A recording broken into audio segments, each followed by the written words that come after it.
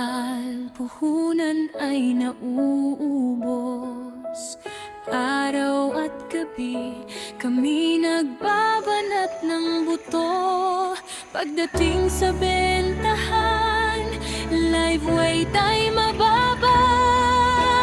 Nasaan ang hustisya para sa aming magsasaka?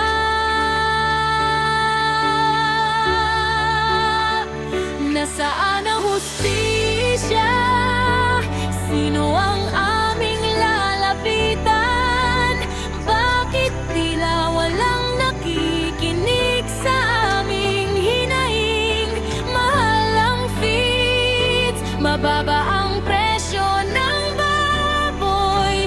Kami mga farmer, bakit parang walang nakakapansin sa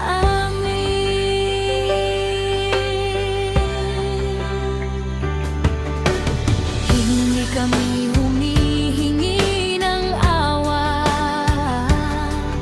Pantay na presyo lang sa aming pagsisikap. Maliit man kaming hog riser, may pangarap din. Sana balang araw marinig ang aming tinig.